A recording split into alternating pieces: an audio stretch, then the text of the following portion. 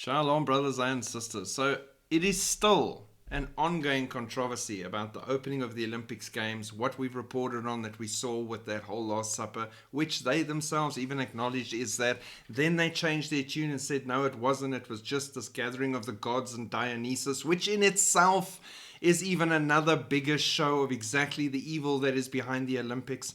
And then the rider across the river, sin, and the peace dove's been released, like he's coming to bring peace, this man of peace. All these things, there's so many things. If I had to carry on just on the opening, I'd be doing a really long video.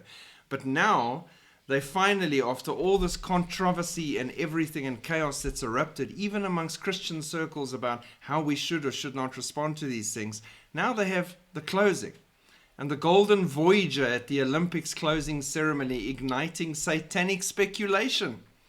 The Olympics closing ceremony features a headless, armless angel with what appears to be an effigy of Lucifer, the golden voyager, standing in gold.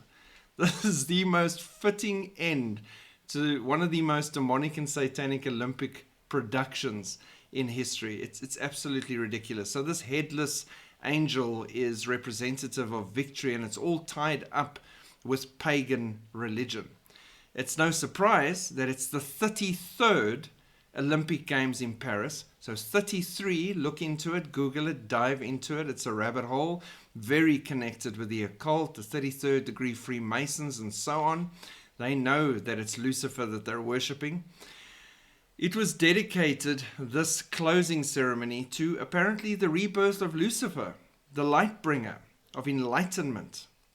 The show starts with a golden voyager descending from the sky, like Lucifer's fall from heaven.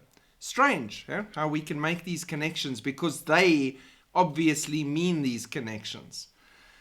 The leg is bent and positioned like the hanged man's, who's in the occult and representative of the ultimate surrender, right? Again, they get all the details exact in these rituals they perform in public and call them ceremonies, because they are actually that. People just don't realize you're actually partaking in this religious ceremony to a pagan god.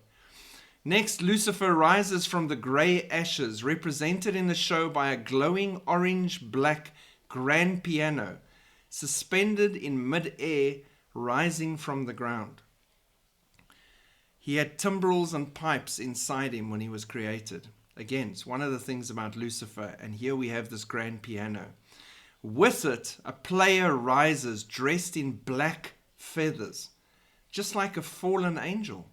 A costume representing the mythical phoenix, an immortal bird that cyclically regenerates or is otherwise born again.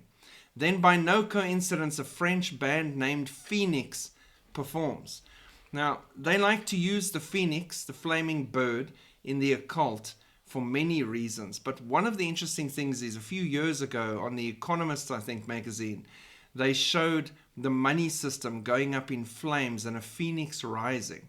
And we're at that point now where the entire monetary system and economy wants to crash finally, so it can move out of the way and give rise to that one world CBDC microchip controlled money system.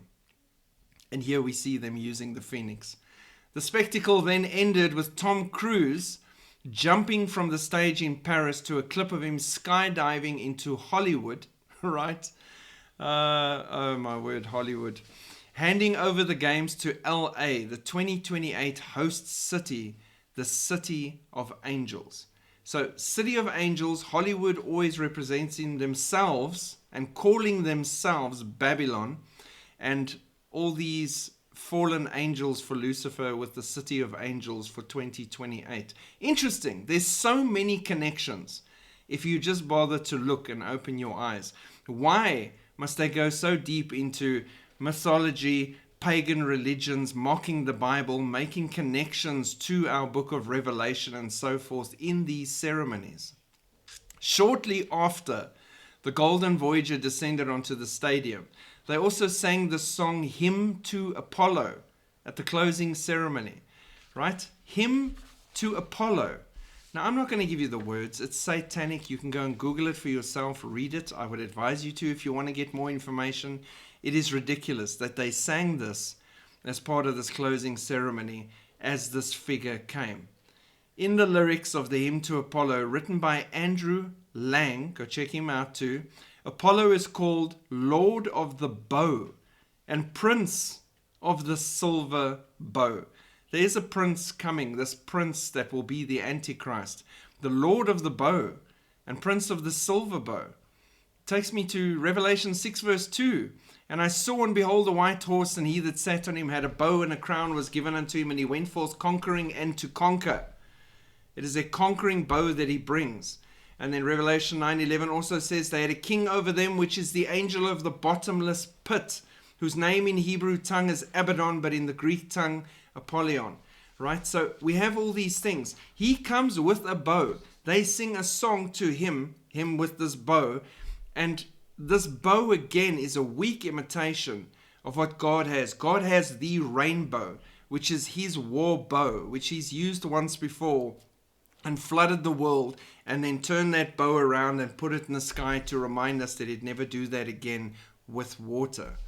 Right? Now we know the next time is going to be with fire. And here mankind is at the end, at the one time in history when we needed to be calling on God more than anything ever before, falling down on our knees and our faces and repenting en masse as humanity. And they are mocking God, cursing God, crying out to pagan idols that cannot see or hear, or probably have gone on long vacation or journeys, or might be sleeping or hungry or really just not interested.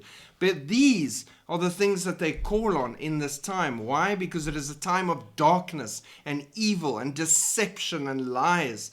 And the light is with us, and we need to be spreading that and sharing the gospel of Jesus Christ as much as you can, wherever you can, because with things like this, you see clearly how short the time is before the bride is removed, and they won't hear the bride or the groom anymore or see that light there anymore, and things will get really, really difficult if you thought things were difficult right now.